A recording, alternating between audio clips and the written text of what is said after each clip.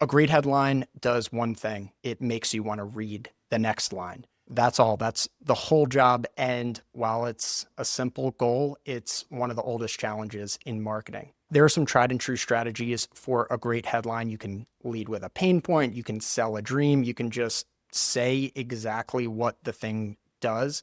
While there's no guaranteed formula to get it right, there is one factor that has the most impact: understanding your audience, knowing exactly what is going to resonate with the people you're trying to reach. Without that, you end up tweaking, wordsmithing, second guessing. And while that trial and error can eventually lead to a headline, there is a much better and a much quicker path.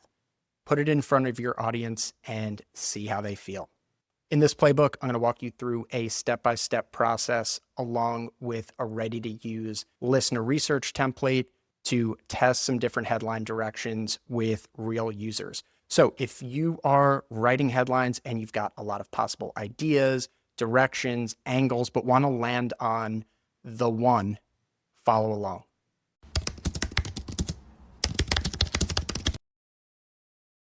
Before we jump into the study, let's walk through the product and the example scenario that I'll be using for this playbook.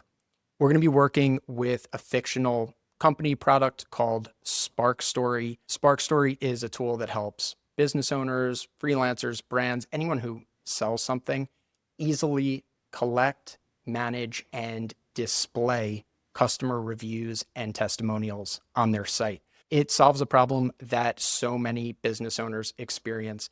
You have happy customers and they let you know it in your DMs, your emails, in person after they buy something. Basically, you have a lot of glowing reviews, but they're not showing up anywhere that new customers can see them. SparkStory fixes that. It's an all-in-one platform to take the headache out of getting reviews, no chasing down customers for testimonials, no copy pasting, no design work involved. So the product is solid, but the team is stuck on the homepage headline, and they've got two directions on the table. The first headline, headline A, leads with the big pain point for brands with happy customers who never leave reviews. This one's all about naming that exact frustration, the pain behind testimonials in reviews that a lot of business owners are probably already experiencing. The next headline is more outcome solution led, glowing reviews on autopilot from customers who already love your products.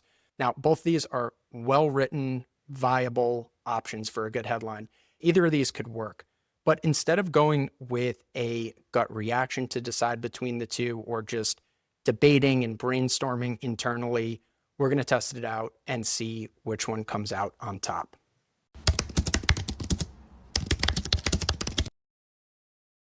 Let's take a look at the template, open it up, and you should see what I'm seeing here. I built this template specifically to help you learn and evaluate which headline direction lands with your target audience, what they actually take away in those first few seconds, and what their own words tell you about what to write next. So this template is built around the SparkStory example, but I'm going to walk through each section, show you how I set it up, and give you the guidance and tips you need to adapt it to your own headline test. Before we get into the build out of each section, take a second to preview the study as a participant. This is a great way to get a better idea of the flow and the participant experience before we get into the details. Let's get into the build. We're going to start off with our screener survey. So a screener survey is one of the most useful tools for making sure that you're getting feedback from the right people. For this study, I just asked one screener question about how important reviews and testimonials are to their business. So I screened in anyone who answered very important or essential to my business, and everyone else was screened out. A couple tips for writing your own screener survey. First, keep them brief. Second, focus on the key characteristics and the experience that you're looking for in your participants, not just basic demographic or geographic information. Finally, make sure your screener questions and your answer choices are clearly worded so you don't leave any room for ambiguity or bias. Now that we've got our screener question down, let's move on to the welcome message. A welcome message just kind of sets the tone and provides a little context before people get into the actual questions.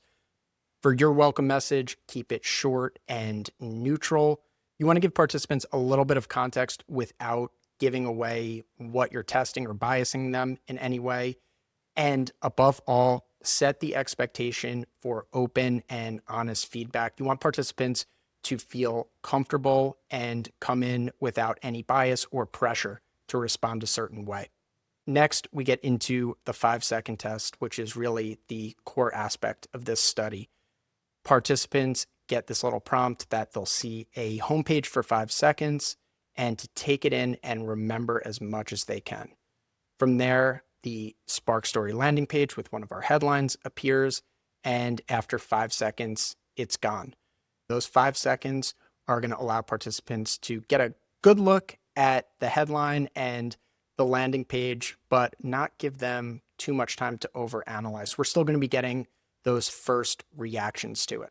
For SparkStory, I uploaded a screenshot of each homepage design for headline A and headline B. After participants see that for 5 seconds, they're going to be thrown right into a couple follow-up questions. First follow-up question is all about the first impression. What's your reaction to this? Briefly describe anything that stood out or what you think or feel after seeing it. Second question is about relevance and kind of quantifying how much it connects with the participant. How relevant does this feel to your own needs or challenges in your business? And we've got a scale from 1, not relevant at all, to 5, extremely relevant. So this gives us a comparable score across those two headlines. Third and final question, when it comes to collecting reviews or testimonials for your business, do you have any frustrations or challenges with it? If so, describe them in your own words.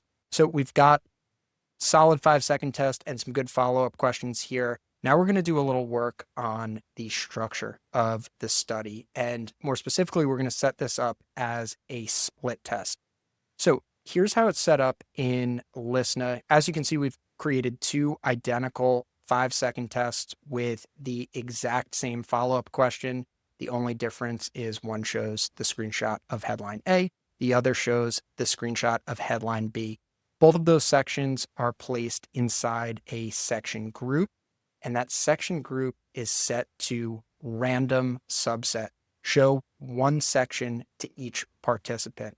So we've got a group with these 2 sections for each headline. We can see both of them, but participants are only going to see one of them. They're not even going to know the other headline exists. This split is really important for testing the immediate reaction to a headline like this. If a participant sees these headlines side by side, it becomes a preference test, which can be useful in its own right. But in this situation, we really want that honest first reaction, not a detailed comparison or back and forth analysis of each of the headlines. We've got our screener, our welcome message, our 5-second test and follow-ups, and our split test set up. Our study is looking good. So let's get into recruitment and get it in front of some participants.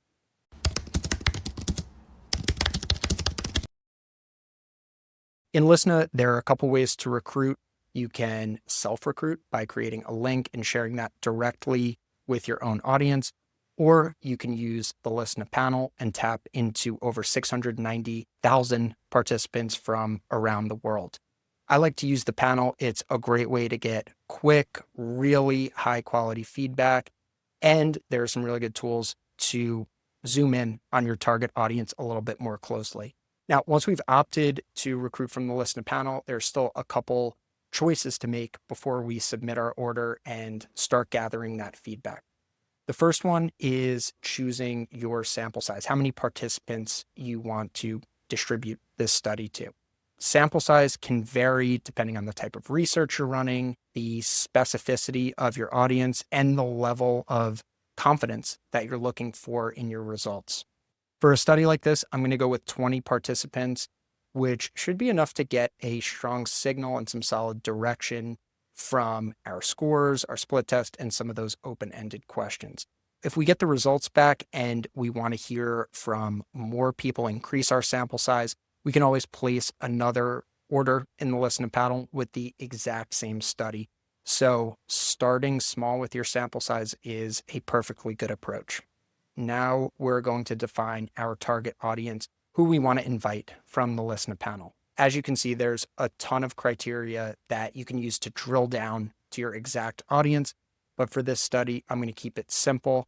I'm selecting business owners in the United States, and I'm going to let our screener survey do the heavy lifting on filtering in the people who care most about reviews and testimonials for their business.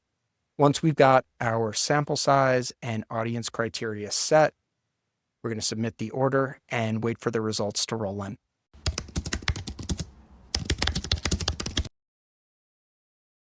All right, it's been about 30 minutes and we've got 20 responses to our study. 10 who saw our headline A, 10 who saw headline B. So let's get into the results and see what happened.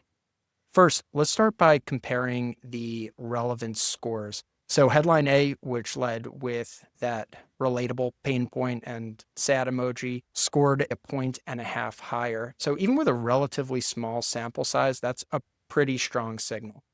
If we had to pick one of these two headlines right now, just based off this score, we'd go with A. But we don't have to do that. And that is not the whole story in these results. Let's look at what each group said in their first reaction responses. This is the question they immediately answered after seeing the headline for 5 seconds. So group A, the pain point led headline, there were a lot of responses that all pretty much got to the same place of relatability. That's me. That's my situation. That is exactly the problem that I'm facing with testimonials. The pain of knowing that people like your product, but not seeing it show up anywhere that new customers can actually see it. That clearly resonated with this group. Going to group B, our outcome solution-led headline, this showed that people understood the product, they got what it does, and some were pretty interested in the idea of putting reviews on autopilot. So it wasn't unclear or confusing, it just didn't create that same instant personal connection. Now let's look at the last follow-up question, the open-ended one about challenges surrounding reviews and testimonials.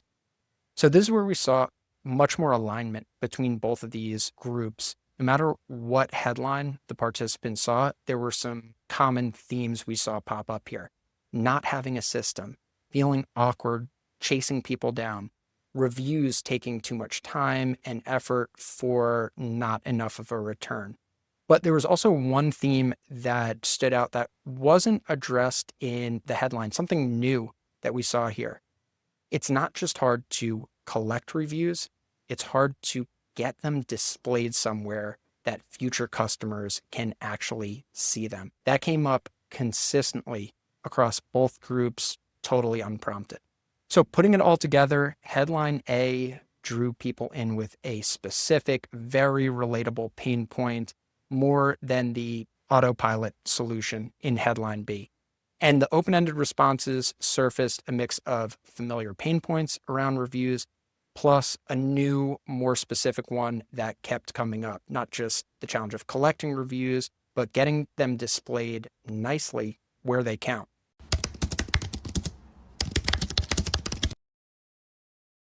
So we've got some strong feedback, some clear standout themes, but the big question remains, where do we go from here? If we're SparkStory, what's our next homepage headline? Well, if we're limited to our 2 original choices, we'd go with A. But if we want to try to optimize further, we've got some really good material to work with. We could draft some new versions of the headline that follow that same approach, naming a specific, relatable pain point, forming that instant connection with visitors. You could run the same study, compare the current headline A to that next iteration. You could see if it moves the needle on relevance and if any new language or themes pop up in those open-end responses. We started with a really common problem, a couple headline directions, but no clear winner. We could have gone with our gut reaction. We could have voted on it as a team. We could have definitely tweak it endlessly without any real direction. But instead, we solved it with a simple study that we put in front of the right people. Most importantly, this process of getting to a great headline did not require Don Draper level creativity or a super novel marketing angle. It was way simpler than that. We put it in front of our users, listened to their feedback, and used that to guide the way. We're working on more research playbooks just like this one to help you do efficient, effective research, make better product decisions, and feel more comfortable about what you're building and the headlines you're writing. So if this was helpful, like the video, subscribe for more, and leave us a comment. Let me know what you're working on, whether you're trying to get to the perfect headline or you've got another product research challenge that you'd like to see us break down. Tell me what's on your plate. We might feature it in an upcoming playbook. Thanks, and see you in the next one.